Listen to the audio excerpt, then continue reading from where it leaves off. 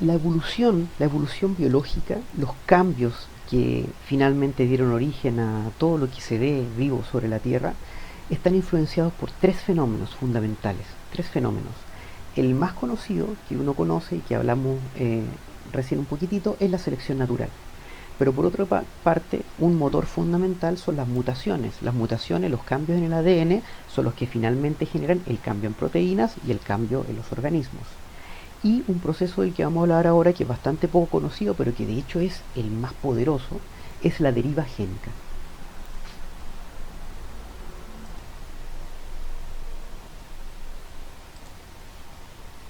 Primero vamos a hablar de la selección natural. ¿Sí? La evolución darwiniana, el darwinismo, plantea este concepto, the survival of the fittest. Sin embargo, en general, en español o tal vez en nuestra cultura, le hemos traducido muy mal como la sobrevivencia del más apto y a veces muy muy mal traducido, a veces hasta con mala intención, la sobrevivencia del más fuerte. ¿A qué me refiero con mala intención? Durante un buen tiempo, eh, lo que pensaban los ricos de sí mismos, no todos por supuesto, pero muchos, era que ellos por selección natural estaban donde estaban y por lo tanto que tenía que haber una clase obrera y una clase burguesa en el tiempo de la revolución industrial y posterior. Y se usaba la selección natural para hablar de este tipo de cosas. Por ejemplo, hubo una hambruna en Irlanda que Inglaterra no ayudó para nada y que impidió la ayuda de otros países, incluso porque estaba la idea de que no tenía que sobrevivir el más fuerte. Y por supuesto que eso no es así, la evolución no habla de eso para nada y el darwinismo no habla de eso para nada. De lo que habla el darwinismo es de esto, de survival of the fittest. Fit significa literalmente calzar. Esa es la sobrevivencia del que mejor calza, el que mejor calza con la situación del momento. No hay nada de mérito en eso, solamente se es de cierta forma y se calza o no se calza. En primer caso hay una selección natural positiva, en el segundo caso hay una selección natural negativa. No hay moral en la naturaleza, no hay intención en la naturaleza, no hay dirección en la naturaleza. Las cosas ocurren por azar. Por ejemplo, acá tenemos una situación en donde tenemos a este lado, en general, cartoon que no es muy apreciado, no son muy brillantes. Está Patricio, Bob Esponja, Homero Simpson y eh, las generaciones nuevas pueden no recordarlo, pero él es Pinky. En cambio, en este otro lugar tenemos los mejores superhéroes: Spider-Man, Batman, Darth Vader, el mismo Anakin Skywalker y Superman.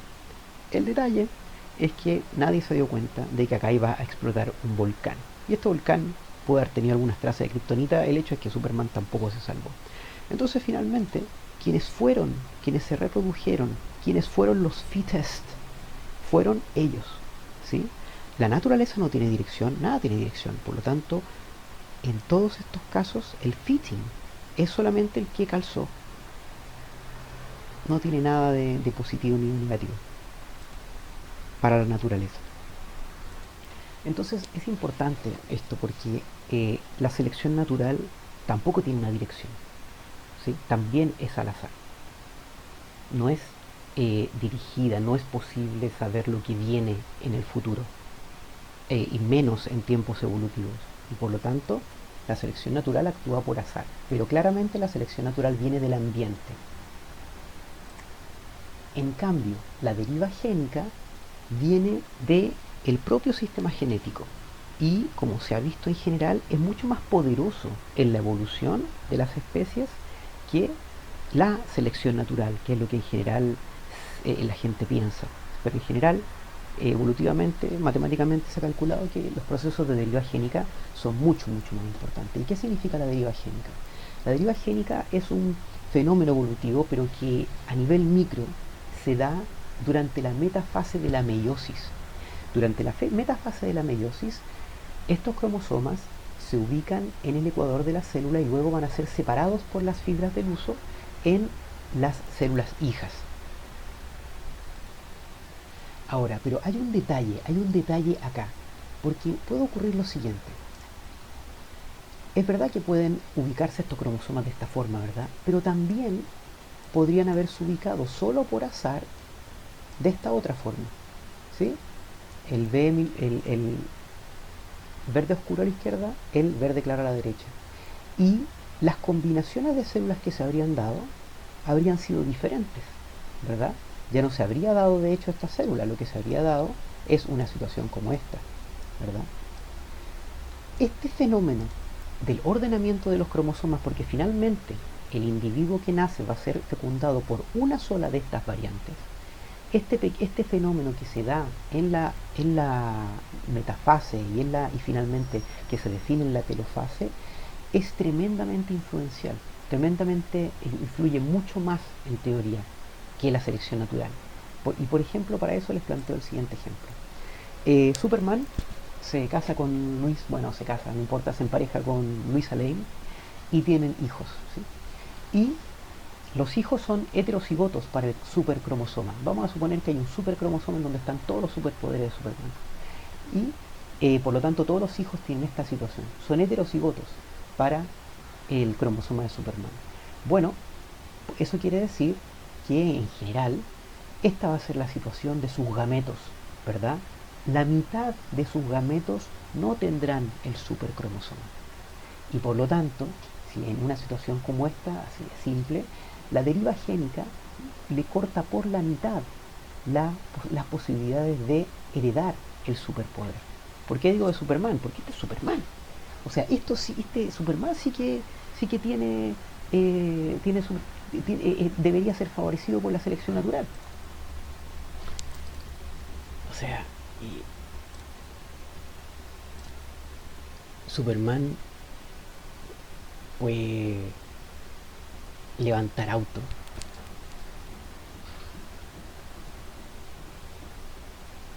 puede correr súper rápido. Además, vamos a ver, vuela. Un tipo impresionante.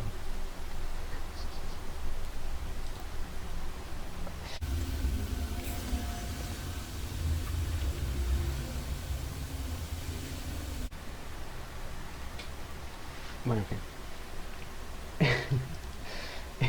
Eh, entonces, si la deriva génica le puede decir en un 50% de los casos que no a Superman, ¿qué queda para un cambio, no sé, de un dedo más o el brazo un poquito más largo, un poquito más corto? Se entiende que selectivamente las cosas que en general ocurren son muy pequeñas y por lo tanto desde el punto de vista selectivo son muy pequeños, los cambios que ocurren a nivel evolutivo son muy graduales, muy pequeños y por lo tanto la selección natural los afecta, ciertamente, pero muy poco comparado con lo que le afecta la deriva génica. La deriva génica le dice que no a cualquiera.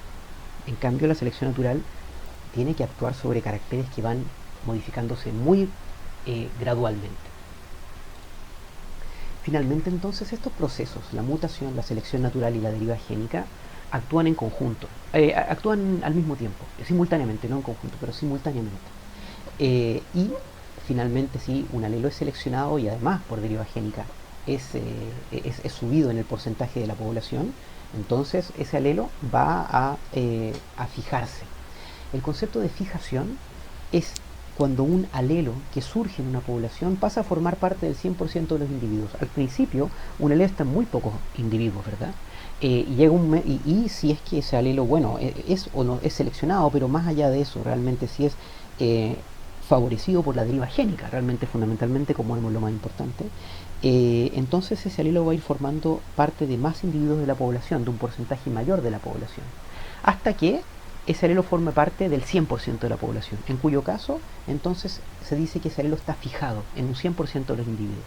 Por supuesto uno puede entender que estos procesos son tremendamente lentos y que la posibilidad de que un alelo se fije en la población son tremendamente remotas si la población es muy grande, por ejemplo en los humanos, ¿verdad? En poblaciones o cuando en los tiempos humanos en que eran mucho menos, la fijación del alelo, claro, era más posible en la población. Y en las especies que tienen pocos números, la fijación, por supuesto, es más probable cuando hay menos individuos.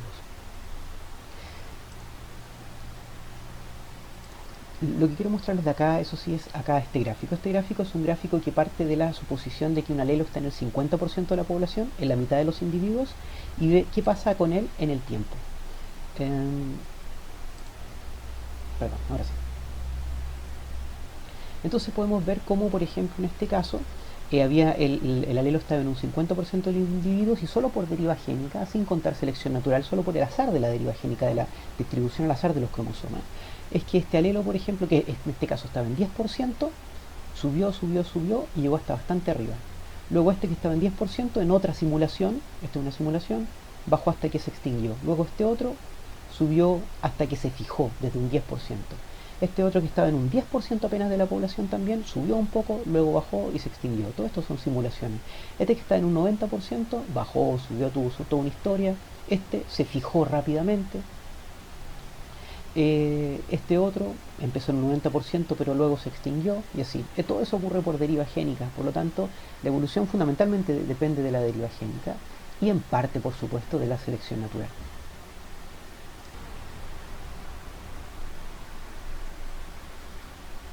Hay una serie muy buena que se llama Rick and Morty.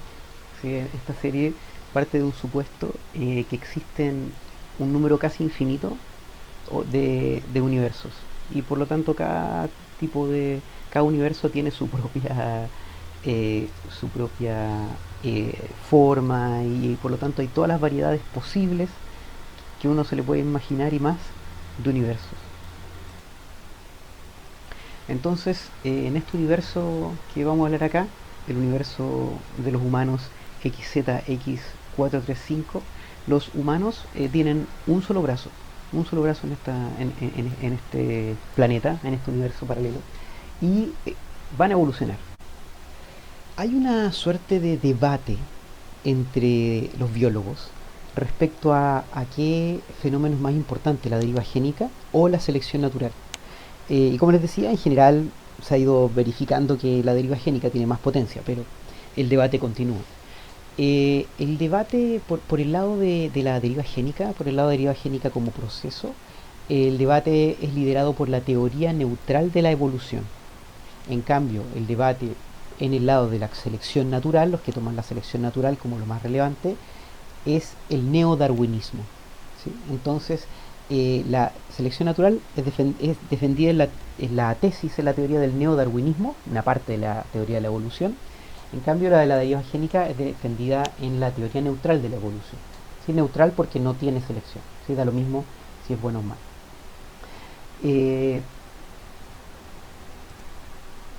Entonces, esta especie de humanos de la especie XZX435 se sabe que evolucionó, ¿sí? Porque hay registro fósil. Así que hay hoy en día humanos con dos brazos, pero ellos evolucionaron a partir de humanos que tenían un solo brazo. Entonces, ¿qué dice el neodarwinismo de cómo esta evolución debió haber ocurrido?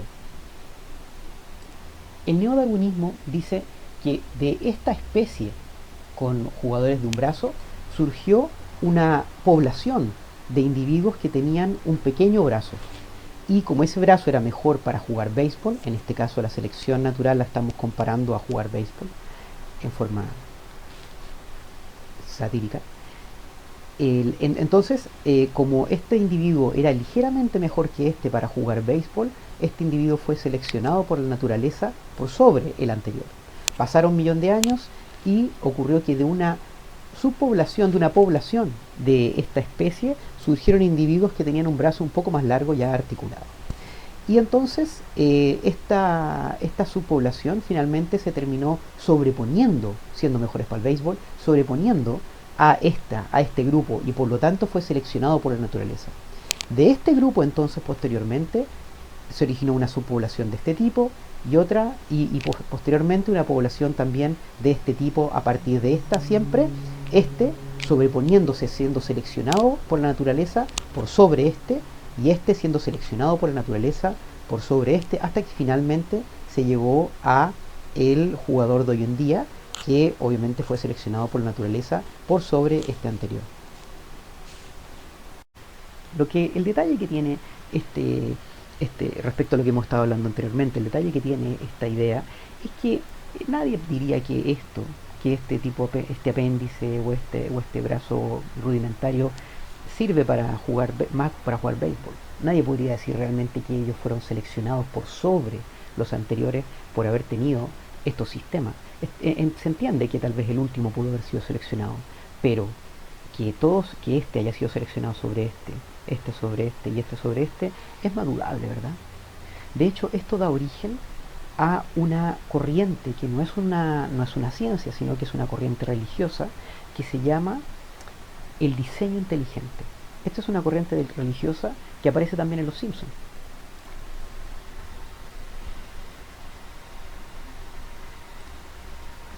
En este capítulo de Los Simpsons, entonces Lisa dice que no se debe enseñar el creacionismo en las escuelas. El creacionismo es similar al diseño inteligente. No se debe enseñar en las escuelas porque no es una ciencia.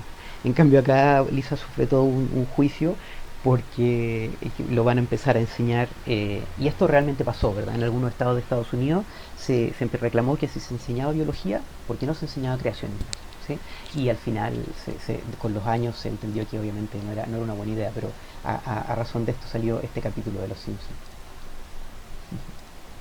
El diseño inteligente, el creacionismo, lo que dice es lo siguiente, y se basa un poco en lo que acabamos de ver de esta evolución. Lo que dice el diseño inteligente es, si este individuo a todas luces, esta mutación a todas luces, no lo hizo mejor para el béisbol o para la vida, alguien tiene que haber estado manteniéndolo artificialmente para que subsistiera hasta que pudiera evolucionar hasta este tercer individuo. El diseño inteligente usa sobre todo la idea del relojero. Lo que dice es que cada pieza por separado realmente no sirve para nada si es que no hay un relojero que arma el reloj. Y del mismo modo, en muchos casos podemos ver que durante la evolución hay cambios que no son tan relevantes, que uno pensaría que la selección natural no debería favorecerlos. Ellos plantean la evolución del ojo, por ejemplo. La evolución del ojo tiene muchos pasos que no son necesariamente mejores que el paso inmediatamente anterior, son cambios graduales. Y por lo tanto ellos dicen, no, tiene que haber acá alguien que está manteniendo este diseño, alguien inteligente que está manteniendo este diseño. Puede ser cualquier ser superior. Por otro lado, la deriva génica, como teoría, como motor de la evolución, nos salva de este problema, ¿verdad? Nos resuelve este problema, porque lo que dice realmente la deriva génica es algo que está sobre todo planteado en la teoría neutral de la evolución. Lo que la teoría neutral de la evolución dice es que la evolución ocurre fundamentalmente sin considerar adaptación, sin considerar selección natural.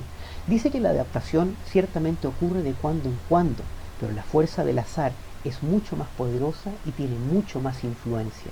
La fuerza del azar de la deriva génica sobre todo. La deriva génica en este proceso es mucho más potente. Lo que dice la teoría neutral de Kimura del año 68 recién es que la mayoría de los cambios moleculares en la evolución son debidos a la fijación aleatoria de alelos. La selección puede funcionar, pero es demasiado débil para compensar el efecto de casualidad. La mayoría de los cambios evolutivos a nivel molecular son no seleccionados, sino simplemente fijados en forma aleatoria. Los sobrevivientes deben mantener la conservación suficiente para mantener la funcionalidad. ¿Qué quiere decir esto? Quiere decir que la selección natural actúa muy poco, pero cuando actúa en forma deletérea. Eso quiere decir que simplemente borra aquellas variedades que se alejan demasiado de un patrón central muy amplio. La selección natural rara vez actúa, y cuando actúa es fundamentalmente deletérea. Se lleva a los que se arrancan demasiado de los patrones. Muy rara vez la selección natural actúa adaptativamente, es decir, favoreciendo efectivamente un rasgo en particular. Ha actuado, pero comparado con lo que tiene la evolución, muy poco. En este caso, lo que nos dice la teoría neutral de la evolución, tomando en cuenta el motor de la deriva génica, es que es cierto que una población surgió a partir de esta especie que tenía un brazo rudimentario como este, pero este no era ni mejor ni peor que este, y por lo tanto durante mucho tiempo pueden haber coexistido.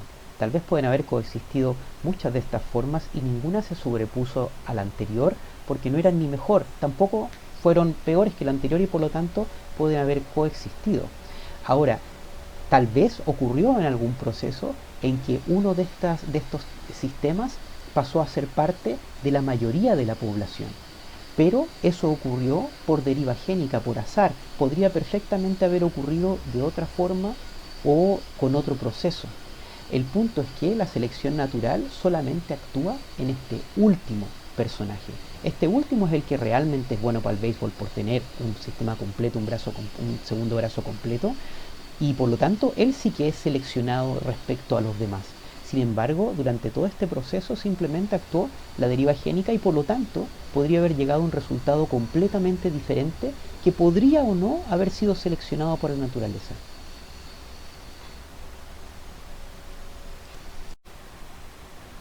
Y quiero terminar con esta idea. Hoy busqué la Torre de Babel en YouTube y salieron puros videos religiosos. La Torre de Babel. Entonces, existe un cuento muy interesante de Borges. Borges escribía esta literatura que es del tipo de realismo mágico. Lo que significa es que son historias que ocultan, que a pesar de que narran en forma ficticia y con ficción, con magia, representan la realidad, representan una parte de la realidad. Entonces, un libro muy interesante, un cuento cortito de 2 páginas, así que se puede leer en YouTube y hay hasta video, es La Biblioteca de Babel. La Biblioteca de Babel. ¿Sí? No es este el video, pero lo muestro por mientras. La Biblioteca de Babel lo que dice es que la Torre de Babel es infinita y existe, y está en la Torre de Babel está la Biblioteca de Babel. Y la Biblioteca de Babel es infinita también. Hay un número infinito de libros. Y como hay un número infinito de libros, la mayoría de los libros no dicen nada que tenga sentido, ¿verdad? Es como si hubiéramos puesto un número infinito de chimpancé a escribir en un computador. ¿Sí? Tendríamos un número infinito de combinaciones diferentes de letras y palabras, pero sin embargo, entre esos libros habría palabras completas. Entonces, de lo que se trata la Biblioteca de Babel de Borges es que hay exploradores que van explorando la Biblioteca de Babel y que de repente se encuentran con una palabra escrita. Obviamente la mayoría de los libros de la Biblioteca de Babel no dicen nada con sentido, son mezclas al azar de letras. Sin embargo, está la posibilidad de encontrar una palabra, una frase, y Borges dice que algunos exploradores han encontrado una obra de Shakespeare, por ejemplo, completa. Porque si hay un número infinito de combinaciones de letras al azar, siempre hay una posibilidad que en alguna parte haya un libro completo escrito de Shakespeare, solamente por azar.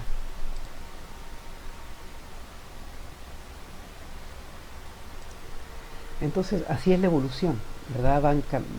Van cambiando nucleótidos uno a uno solo por azar, por errores en la replicación. Por errores en la replicación, vamos a verlo más adelante, cambia un nucleótido en una parte así, una vez cada algunas replicaciones, y así estos nucleótidos van acumulándose, y cuando dos poblaciones se dividen por alguna razón, puede ser geográfica, puede ser de comportamiento, entonces esas mutaciones van a terminarse replicando y a veces fijando o a veces estando en una gran parte de la población, pero en una sola de las poblaciones, porque reproductivamente está separada de la otra población, van a estar heredándose por separadas.